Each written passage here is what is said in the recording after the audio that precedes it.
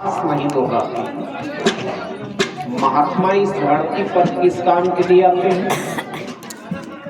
वृक्ष कबहु नहीं फल भखे, नदी न संचय नीर, परमारथ के कारणे संतन धरा शरीर। संत इस धरती पर केवल परमार्थ के लिए आते हैं। किस काम के लिए आते हैं? परमार्थ के लिए।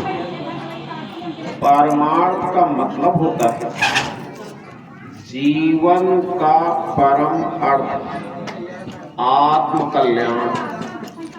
संत इस धरती पर जीव कल्याण के लिए आते हैं।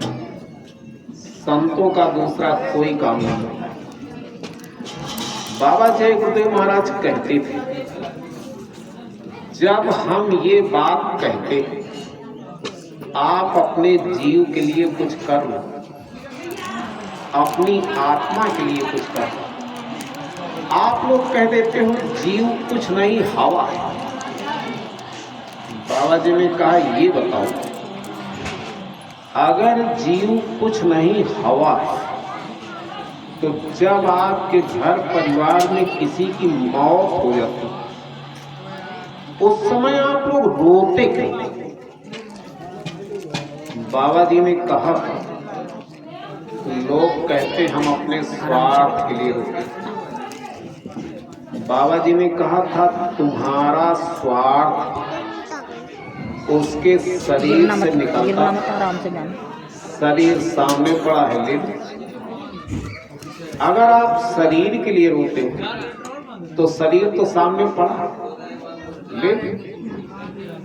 शरीर से कौन सी चीज निकल गई जिसके लिए रोते हो? वही है जीव, वही है आप। आपका सगा बेटा आपका पैर छूता है, आपको पिताजी कहता है। जिस दिन इस शरीर से जीव निकल जाएगा आपको पिताजी नहीं कहेगा। क्या कहेगा? पिताजी तो चले गए। अच्छा ये बताओ पिता कौन था जो चला गया? शरीर तो पड़ा। जो बेटा पैर छूता है वही बेटा इस शरीर को ले जाएगा, आग पर रख करके जला देगा। बाबा जी ने कहा था इससे बड़ी बेइज्जती और क्या हो सकती?